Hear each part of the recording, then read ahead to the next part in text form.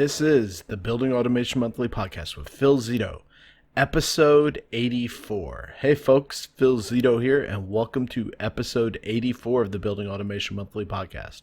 And in this episode, I'm going to be taking you through step-by-step how to design an IP building automation controls system.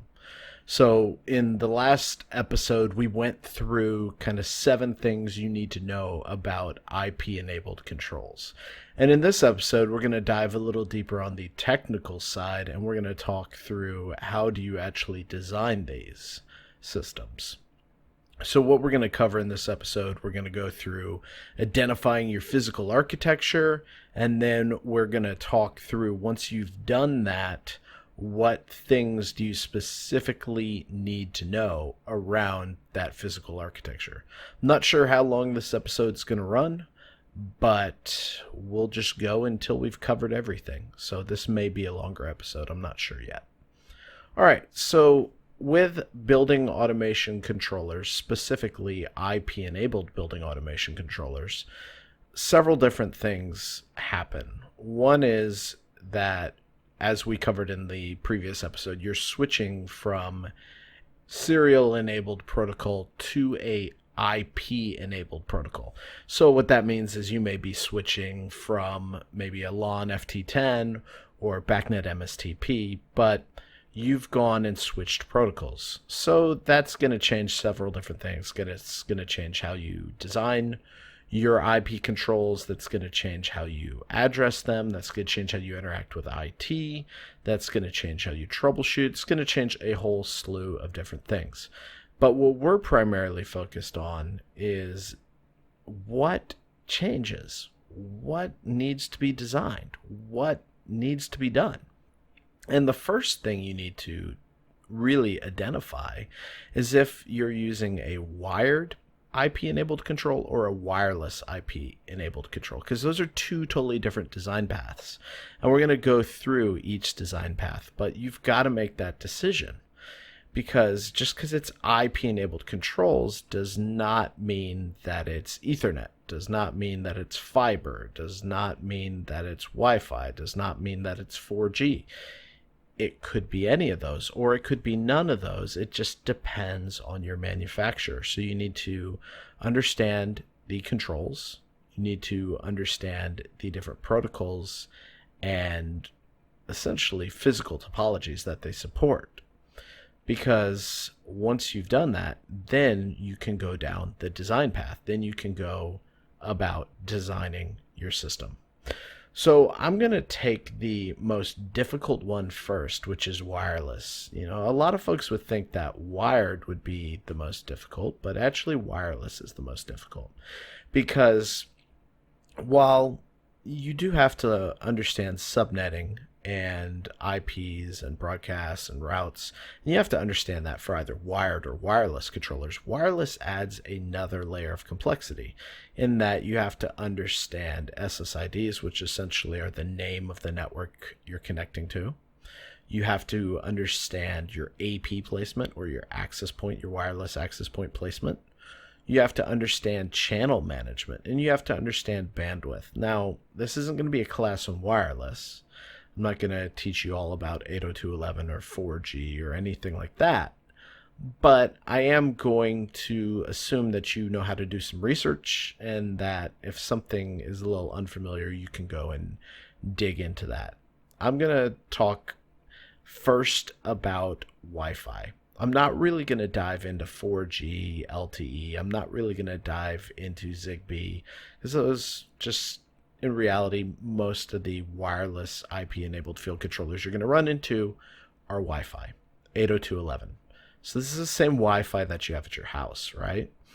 And what happens is you have this access point, and this access point extends the wireless network into the surrounding area. And you connect to what's called an SSID. So that SSID is on that network, and you are given a slice of a channel.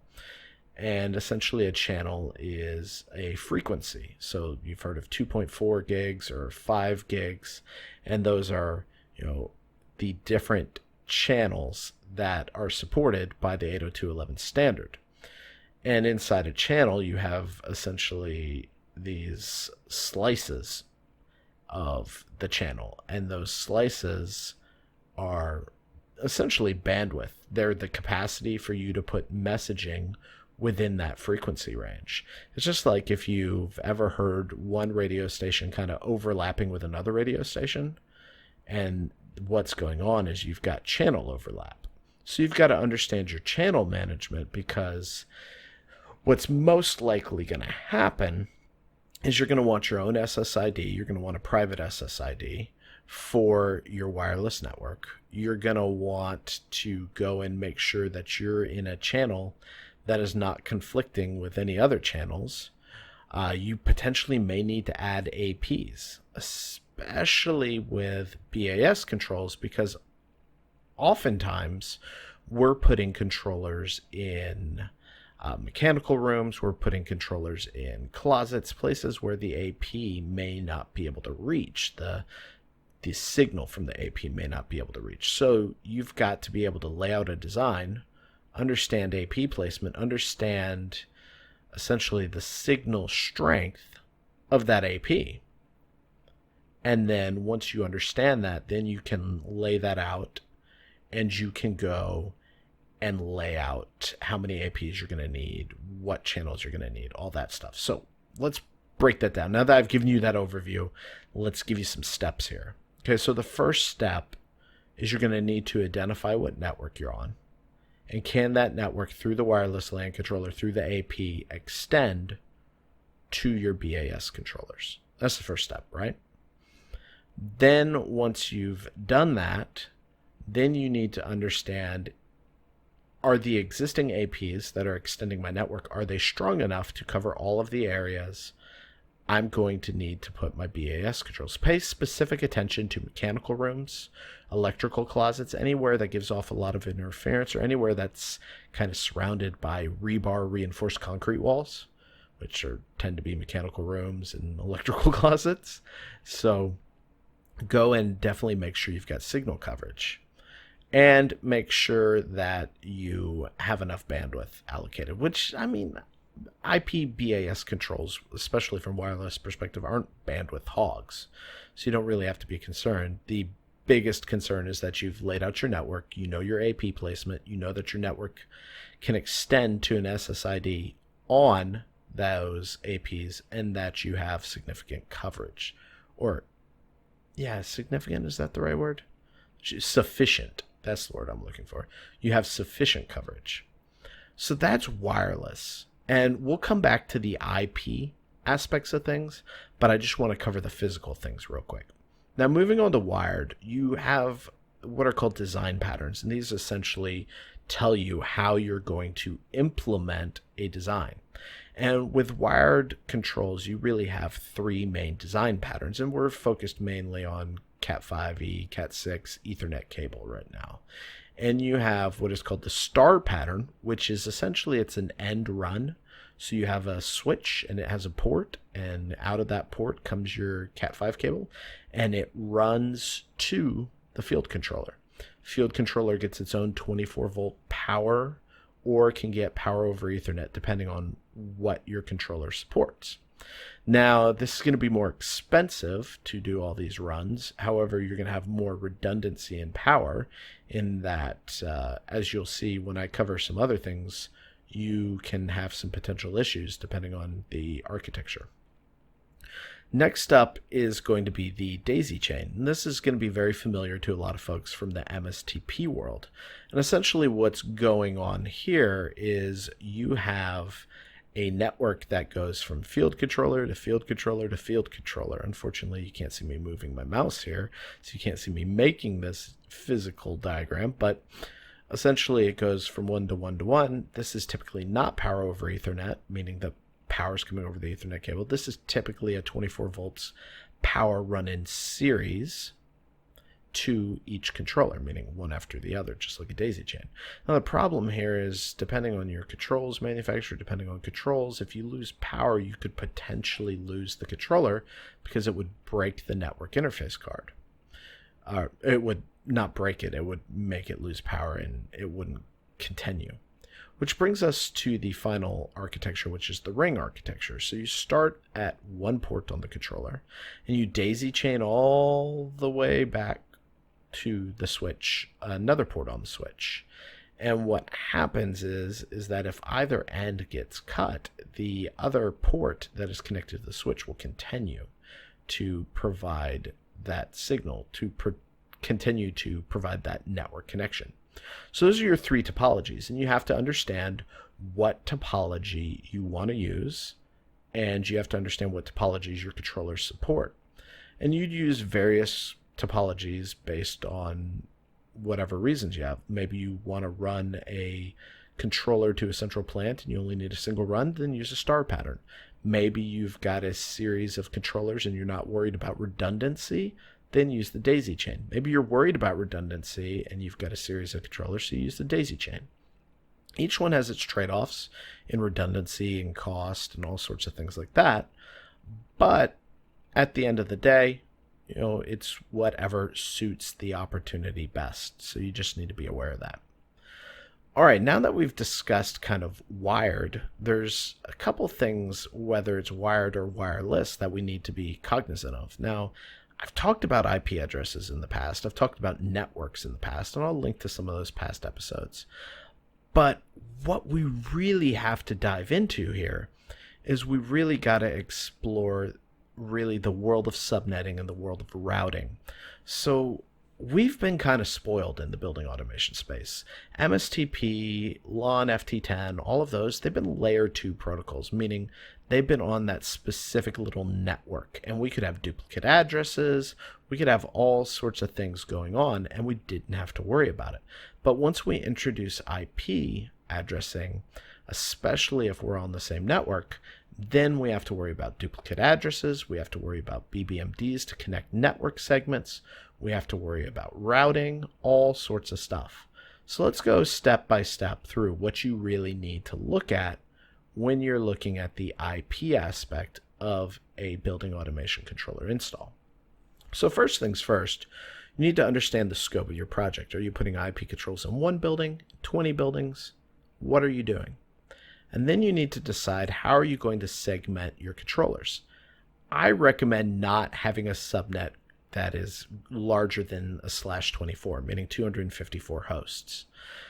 If you go above that, you can definitely do that. There's no real reason beyond what I'm about to give you that you couldn't do that. But here's the deal.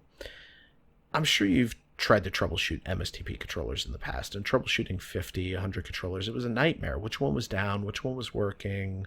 Which one was causing the problem? Imagine troubleshooting 510 controllers with a /23 network. That would be horrible. Add to the fact that a lot of BAS folks don't have the IT skills that they need because this is new to a lot of folks. And you've got a recipe for disaster. You're setting them up with these huge networks that they need to troubleshoot, and they are still trying to figure out how IT even works. And so that's why I recommend using these smaller subnets, these /24, /25 networks, 254 hosts, 126 hosts. That's going to give you a smaller network to work with. Next up, you need to decide, am I going to use the same network across multiple buildings? Well, if it's multiple buildings, you're probably not, because you have 254 hosts that you can use. So you're going to go and say, okay, how many buildings do I have? And if I've got 5 buildings and each one has 100 field controllers, then I'll go and set up a subnet for each building. And then what I will do is I'll have that subnet for each building, but then I will route between those subnets. I will create a route between those subnets, and I'll set up a BBMD at each network boundary that will know how to forward. I'm assuming you're using BACnet IP. So you'll have to go and do that. Which brings us to, so you've got your IP addressing, you know how many IP addresses you need, you know how many subnets you need, what kind of subnets you're going to use, you know the routes you need. Now it brings us to the physical layout of your switchgear. So yes, you're going to be involved now with going and planning out switchgear. Where do you need a switch? What ports are your BAS IP controller is going to connect to, especially if you're using a star pattern. How are you going to lay this out? So you've got to go and think through all of that now. And that's one of the things that I mentioned earlier. Yeah, star pattern is going to cost more because you need a port for every controller versus a daisy chain, which you're going to have one port for all your controllers. So you've got your pros and cons, and you got to figure that out. But what you really need to understand is how that's all going to be laid out. And then both from a physical perspective, how it's going to be laid out, but also from a logical perspective. Because if you're on a switch that has a bunch of IP cameras, and they're all 4K cameras, and they're using the same trunk port going up to the router as you, then you may end up where your BAS traffic gets overwhelmed by that video traffic. So you need to understand both physically what's on the trunk, how is it being used, and logically, how's the data flowing, where's it flowing. And these are things that you never really had to think of before. I mean, yeah, maybe you'd have a lighting system over IP or an AV system over IP or maybe some meters, but you didn't have a ton. Maybe you had 20 supervisory devices, but not a ton. And this is the big thing I think is going to catch a lot of people. And a lot of folks are going to really get kind of messed over trying to understand this because it's not going to make sense. It's going to be a little hard. Now, next up, we have what is called network address translation. So most of the IP addresses you're going to be using are what are called private IP addresses. Remember how you could use a MAC address? You could use like MAC address 50, and you could use it a bunch of times. Well, within a internal LAN, an internal wide area network or local area network, you can have private IP addresses. But typically, what's happening is you have a public IP address, and that public IP address is using network address translation to say, oh, this is my public IP address, which you can only have. Those are unique. You can't reuse those. And then you split off based on that. You say, okay, well, if something comes into this port on this public IP address, it really needs to go to this IP address. And so that is how NAT works. NAT goes and forwards messages from outside to your private controllers. Now you may be saying, Phil, why do I need to know this? I'm going to have all my stuff inside the building. Well, yeah, but what if you want to do remote access? What if you want to be able to go into those controllers? There's a lot of talk of removing supervisory devices and just having field controllers and servers. What does that do from a troubleshooting perspective? What does that do from a remote connectivity? Do you then have to VPN in to the server, and then from there you have to have your tools and you troubleshoot via your connection to the server, like you remote desktop to the server and then use your tools? That's all yet to be seen. But these are the challenges that you're going to have to think of. So you're going to have to understand those NAT. One thing that I didn't cover, I cover it in my podcast on IP addresses, but I'm going to go into it a little bit here, and that's static versus dynamic IP addresses. So back in the day, we'd always say, get static IP addresses, get static IP addresses. And for supervisory devices and servers, that still rings true. I still highly recommend that. But when you're talking field controllers, what about those? Do you want static IP addresses? Do you want to have to assign those to all those controllers? Or do you want to use DHCP, and what are the ramifications of that? Well, if you're going and creating a drawing and you're saying, hey, all my field controllers are this and here's their IP address, well, you can't really do that with DHCP. I mean, yeah, you can go and set up a lease and then make it a permanent lease, which means essentially it's a static IP. But here's the thing. If something else comes on, it might somehow get that IP address. Not if it's a permanent lease, but if it's a lease nonetheless, if that IP controller drops off, something else may take its place. And now all of your documentation's messed up. So you have to make a pros or cons decision. Do I take the pro of DHCP and the fact that as controllers get installed, they'll automatically get IP addresses? I don't have to worry about addressing each individual controller. But the cons are it's really hard to document because it's fluid. Or do I take the pro of static, which is it's static, it's never going to change, I have complete control, but I have to address every single controller. I mean, these are the things you've got to start thinking about. These are the things you've got to start diving into. So let's recap, right? You went and you first looked at your physical architecture. You decided whether it's wired or wireless. Then once you knew it was whichever, you went through the steps. So for wireless, you went and you identified, can your network extend to the SSID and to the APs through the wireless LAN controller? Do you have coverage? Do you have bandwidth? Do you have channel overlap? All of those things. Do you have enough APs, access points? Wired, you went through and you looked at your three different design patterns, star, ring, or daisy chain, and you decided on one of those based on your needs. You figured out your IP addressing and your subnet schemes, and you set up all your routes. And then you went and set up NAT where needed, and you went and decided whether you're going to use static or dynamic IP addresses. If you follow all of those steps, you'll actually find that going and designing IP controls is really not too bad. Yeah, it takes a little bit to get comfortable with subnetting. It takes a little bit to get comfortable with some of these IT terms. But you know what? I've written a lot of articles on that. I've done podcasts on that. You can listen to it. And I'm fairly certain you can get to where you need to get. I mean, it's not rocket science. So don't get yourself all worked up. Don't get nervous. Don't get worried. It's not going to be as painful as a lot of people are making it out to be. So the last thing I want to leave with is protocols. So here's the deal. A lot of folks are like, ooh, I've got IP controls. And because I've got IP controls, I have this open system now. Well, that's not true. IP is a layer 3 protocol. You still have to have a control system protocol.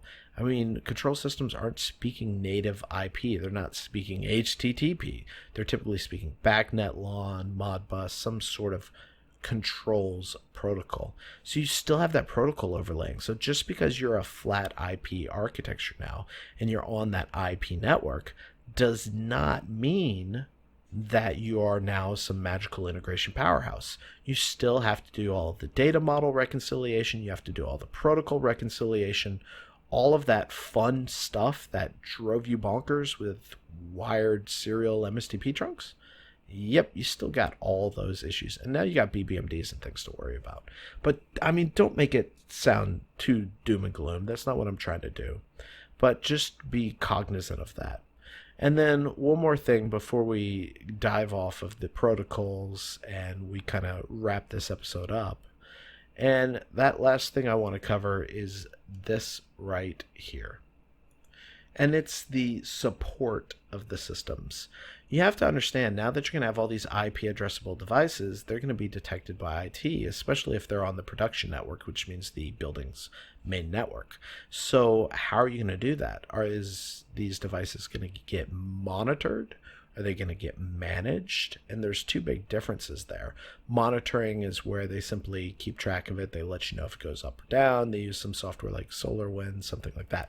Managed is where not only do they monitor it, but they also go and if anything ever needs to be updated, they update it. They manage whatever capabilities they can manage, which with IP controls right now may not be a lot, but down the road, it could be quite a bit. So those are some questions you have to ask yourself. You're definitely going to want to get tighter with IT because you're going to have to be tighter with IT because you're putting all these assets on their network, which brings up all sorts of things like, do you need to pay for IP addresses? Do you need to pay for IT support? How do you go and provision all this stuff? It's going to be a little bit of a learning curve. You're going to have to educate your subcontractors. You're going to have to educate your techs. So it's going to be a little bit for you to figure all this out, but it's not impossible. It's not something that can't be done. All right, and with that, I actually finished this episode a little bit faster than I thought I would. So here's the deal. Next episode, I'm going to talk through troubleshooting. I'm going to go through troubleshooting IP controls. And even if you're not a tech, if you're an engineer, if you're in sales, if you're a facility manager, I think you'll want to listen to this episode because I'm not going to be diving in like, here's where you click on Wireshark. That's how you decipher a TCP stream. No, I'm just going to be giving you principles. And these principles are going to be really good because if you're that salesperson, you're that consulting engineer, and you get that call and you're asked, hey, I'm seeing this, it's a little funky, you'll have an idea of what that may mean. You'll be able to really be educated. And it'll affect how you sell things. It'll affect how you design things. Because when you understand what breaks stuff, what stuff doesn't work, then you're able to do better designs. You're able to create better proposals because you can kind of see like, oh, that's 1,000-foot run on an Ethernet cable. That's probably not a good idea. That's outside the standards of Ethernet. So there you go. You can go and see those things, and that'll really help you out. All right, with that being said, that's it for this episode. Man, I can't believe we're already at episode 84. It seems like just the other day I started the podcast. And I really want to hear from you. I encourage you to go and let me know any questions you have about anything I've discussed so far. I love teaching all of you. And if you haven't done so yet, I really encourage you to pick up my Building Automation Systems A to Z training program. It's really going to teach you everything you need to know about building automation systems. And the cost is so low compared to the amount of time it would take you to learn all this. I mean, so many folks have written me and said, hey, Phil, the cost of this was paid in the first hour because it went and saved me, 4 hours on a job because of what I learned. And just going and saving that time and not having to spend hours and hours and hours over years learning through mistakes and self-study like I did, that is just, man, when you consider all that, it's a steal for what I priced the program at. So I encourage you to go check that out at buildingautomationmonthly.com/BAS. Once again, that's buildingautomationmonthly.com/BAS. And everything I discussed today can be found at buildingautomationmonthly.com/84. Once again, that is buildingautomationmonthly.com/84. And I really look forward to seeing y'all in the comment section and talking to you next week. Thanks a ton, and take care.